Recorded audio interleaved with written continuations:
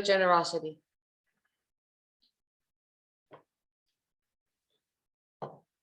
Before I start with my sermon, I have to let you know something. This is not a sermon about theology or religion. If this is what you expected, you probably get more than you asked for, but it is still not theology or religion. Well, there's a story about a woman who goes into a Unitarian Universalist church for the first time. She sits down somewhere in the middle and listens to the chalice lighting and smiles when the children's sermon is given, and seems to enjoy everything quietly. However, about 5 minutes into the sermon, she yelled, "Hallelujah!" People turned their heads and turned them back. So everything calmed down, but another 2 or 3 minutes later, again, she yelled, "Hallelujah, preach it, sister." But the usher ran up and bent over to her and says, "Are you okay, madam?" And she said, "Oh, I am fine. I feel the Spirit." And he said, "Yeah, ma'am, not here in church." So I see some smiles. I hear chuckles here. It's funny, but why? Why do we chuckle when we hear that? You youth. I think one reason is probably that we're uncomfortable. We're uncomfortable with a person who publicly talks religious language. Historically, for Unitarian Universalists, there is a good reason for that. Most of the boomers come out, as we call it as ministers. They came out of more conservative churches where they eventually left because what happened displeased them or even hurt them. And what they saw in daily life didn't match up what they saw and heard in the church. So they left physically, but you know what happened? The positive part of those church services, the rituals, the hymns, the smells, that didn't come with them, but it was embedded in the soul. We can call it emotional memory, if that's easier for you. So when the boomers, who are responsible for the big church growth in the 60s and 70s of the last century, so when those boomers started designing worship, they designed worship without those possible reminders. No big time hymns, no, definitely no incense, no bells and whistles. They designed worship that was intellectually satisfying, and they created a community. And that's what most of the boomers were looking for and still are looking for: community, some interesting stuff to talk about.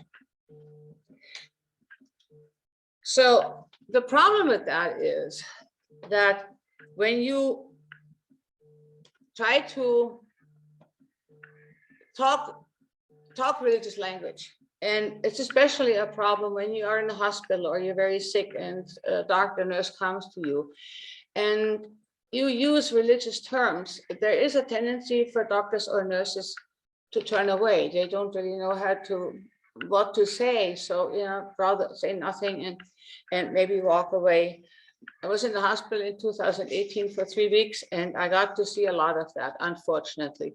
But it wasn't only true for doctors and nurses. In chaplaincy training, I once was sent to a woman nobody else wanted to see.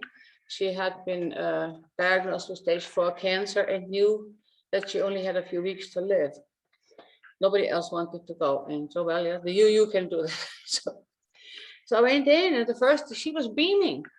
The first thing she said, come in, Pastor. I am so happy. I have to tell you, soon I'm going to be at the foot of the cross with Jesus. I'm going to be able to talk to Jesus. She was happy as all get out. And being a yeah, I can affirm that. This is not necessarily my belief, but I can affirm that somebody might feel that way. Excuse me, I dropped my sermon.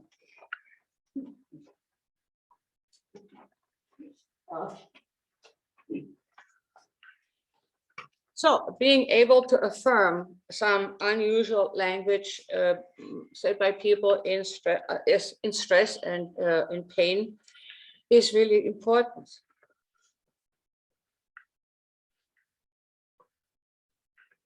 So when you at the part of the children's story for all ages, when I asked you, where do you feel love? People go to the heart. So the question is, do you really feel it in your heart? In this organ that pumps blood? Is that where love is? That's the question. And this is what this is about. And it is more than semantics. It's not just words.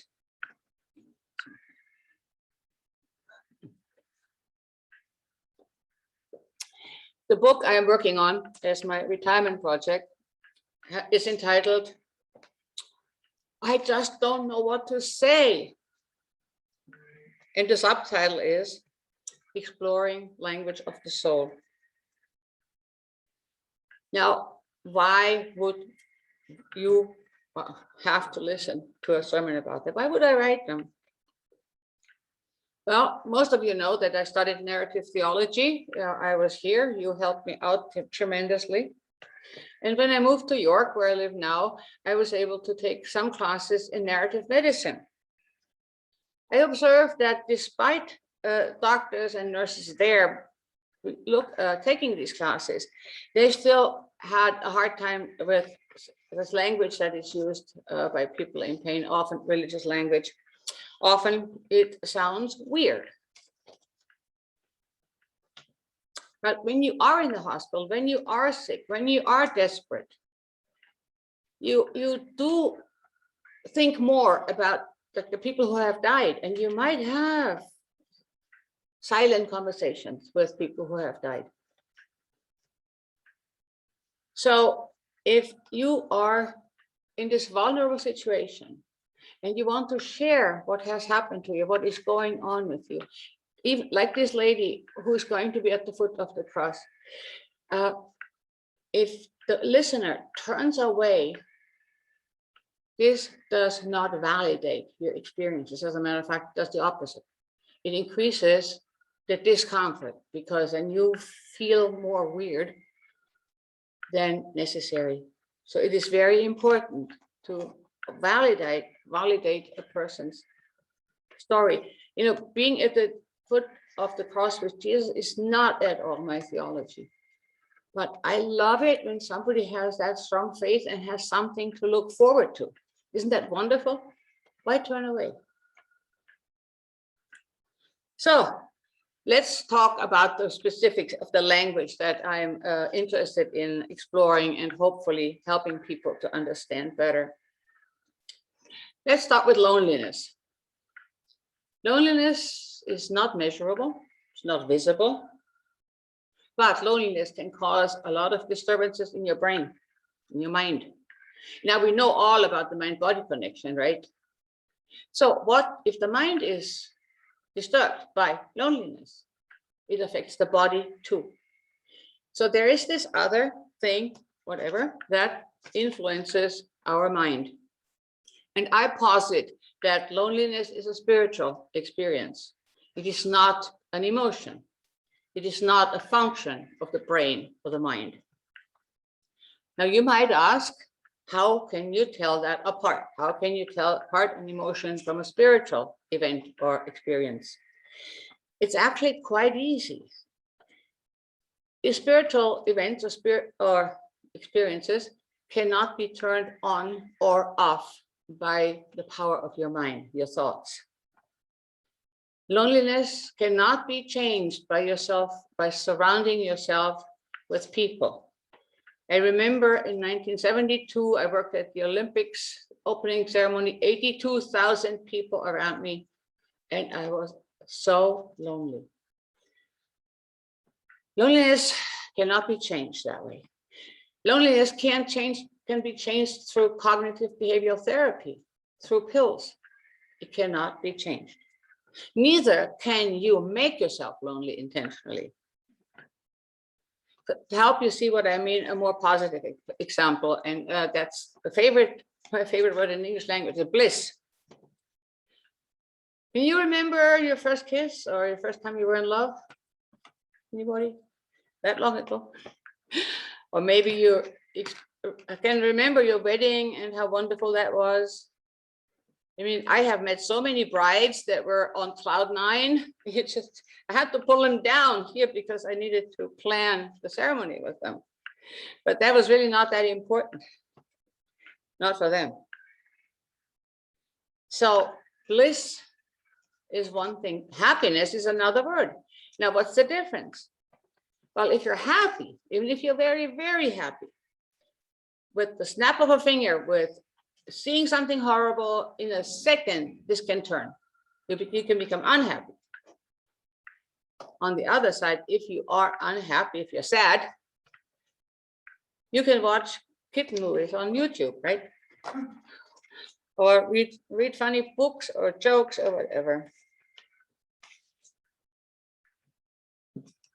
Now, on the other side of the emotional scale, the sadness is also, you can turn on sadness, or you can experience sadness by seeing something sad, but you can also, just like with unhappy, you can easily, relatively easily, take care of that sadness.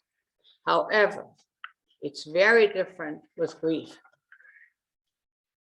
Grief cannot be changed by words, by thoughts, by activity, by busyness. Grief cannot be actively turned off. Grief is located in the soul, not in the brain. Soul, we don't know what soul is, but I'll talk about that a little bit later. So with grief, you can temporarily be super busy and cover it over, but as soon as you stop, as soon as you slow down, it comes back full force, and sometimes even worse. I want to give you another positive word, soul word, I call them, hope. And I have a quote here by Pope Francis that I like. He said, there could be dozens of logical reasons you think you'll not get through this day. But if you have that spark of hope, you follow it because it's light. I'm sure you all know Viktor Frankl and his writings and realize that this is hope is sometimes the only thing that makes you survive. But I cannot turn on hope. I can try to give you hope, but I cannot make you hope. I cannot make myself hope. So grief or bliss are deep in the soul, cannot be changed by the brain or the body. And sadness or happiness are emotions. You can influence them and control them by the brain. Of course, while I started working on this book, I realized that there's a really big problem with language, because we do not have enough language to speak about spiritual experiences. It's just not yet in us. Because these emotions are not emotions, the experiences that are not emotions are in the soul. And I posit that the spirit is on the outside. When you talk about spirituality, this is something you hear, you see, you read, silence, meditation, all that. But it does, if it enters us, it's the location where it enters, where it goes to, is the soul. And it sounds awful because we can't locate it yet. Probably can't locate it. In my book, I say that every human has a trinity within, and that's the soul, the mind, and the body. Soul, if the soul doesn't work, mind doesn't work, body doesn't work. So officially, my hypothesis is that if you have a spiritual experience or a feeling, or whatever we're going to call it eventually, it lands in the soul. The soul is in us. So when I say the source, the spirit comes from some source outside of us and goes to something inside us, I mean it goes to the soul. And I could translate that into colloquial English. I just had this awesome experience and it went right into my heart. So there's one more reason why it is so important, especially in the context of mainstream religious institutions, that we know more about the spirit and the soul. It is crucial for us today in our churches and congregations and fellowships. It is crucial for us today to understand soul and spirituality because of the survival of our churches. It is crucial. Both millennials and the kids in Generation Z claim, and I'm sure you've heard that many times, I'm not religious, but I'm spiritual. We need those two generations desperately in our congregations if we want to survive. See, the problem is that in most mainstream Protestant congregations, including Unitarian Universalism, the main desire of the generation who is now there is to find a community of people who feel alike, who probably live alike, a community where you can exchange thoughts about that. And also, very important, you know this from my searches over the years, the intellectually challenging sermons. The youth and young adults of today don't look for that. They find their community, the platforms to discuss what's going on with their lives, very personal stuff. They find that on social media. And they find intellectual stimulation everywhere on the media. So that's also not a main motivation for them. So what do they want? Well, as one young AT&T employee said to me once, if I go into a church, I want to feel the spirit. If it's not there, I'm going to turn right around. And that's a little on the extreme side, but the official text for that the UUA is using, the reason these young people want a religious community is because they want to do social justice work together with others. And they want to feel the spirit. Sometimes they also say, I hope to get a spiritual foundation to help me fight injustice. There's also this other difference between the boomers I know around here and the young people now. The young people seem to have a lot of groups to do things together, much more than what I saw here 30 years ago. And there is this magic, you know, if we get this right, there is magic in the social media, in these platforms, because you just need one young person who is really enthusiastic by what they saw in a church, we call it church, in a fellowship. If they post that on Facebook, so many other people are going to say, wow, that's great, I'm going to check this out. They might just have internal conversations, but it's much better than what we do with our elevator speeches when we try to explain why we are Unitarian Universalists and give all this wonderful rational stuff. I mean, that's great and it's true, but this is not what is going to bring in, keep in the next generation. In the workshop this afternoon, I will go more into depth with you about the existence of the spirit and the soul and the many soul words that I have collected over the last 2 years, words that describe experiences or events that are not emotions. So maybe this sermon strikes you as odd. Maybe it is odd, who knows?